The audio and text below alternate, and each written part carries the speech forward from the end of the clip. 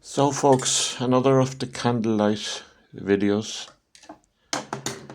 The reason I use candlelight is it just looks better than I do.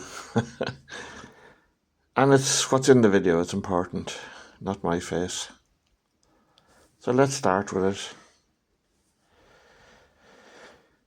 There was a report issued, today is the 26th of November 2025.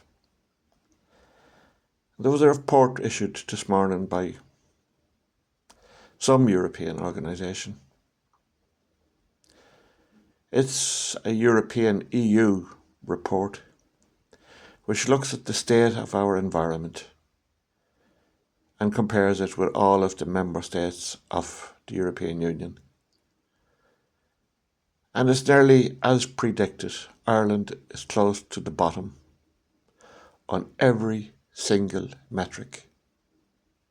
From water quality, the quality of our woods, the state of our wildlife, the state of our biodiversity. It's all on the bottom.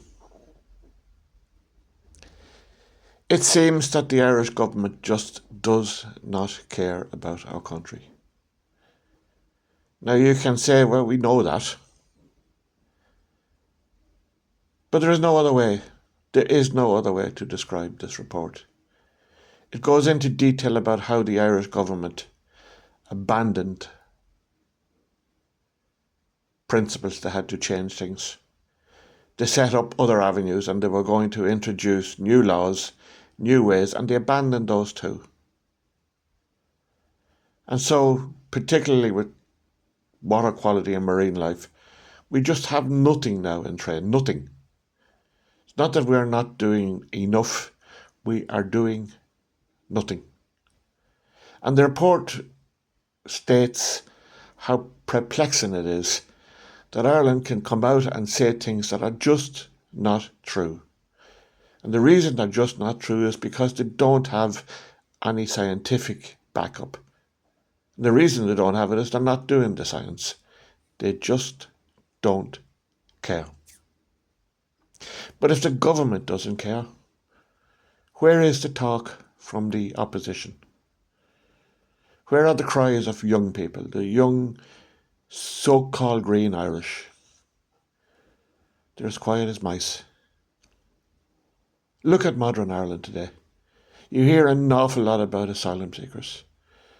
There are people blue in the face calling everyone racist, fascists, tyrants. If just 1% of this anger was directed towards what is happening in our environment, something might happen. If 1% of all the care for Palestine was turned on the state of Irish rivers or the state of Irish wildlife, something might happen. But that 1%, as small as it is missing. The entire political system of Ireland is quite happy to run our country down, down, down. And when I say our country, I mean our land. Our land. It has been degraded in a way that no other European country is. And there can only be one outcome, and that is destruction. Here I must use the word Adolf Hitler, and I despise that man and what he did to Europe. But he said in 1930 that all leftist thought are simply doctrines of destruction. We're destroying Ireland now as though a doctrine of destruction is being whispered into our ears. And I don't know what the children are going to have. They're not going to have a race that they recognise as being Irish. We're not going to have a culture that we recognise as being Irish. We're not going to have a society. We will have a multicultural, European-dominated economy. But even that needs clean air, it needs clean water, and it needs some form of intact environment, because you can't sell your ideas or your technology if you are a slum.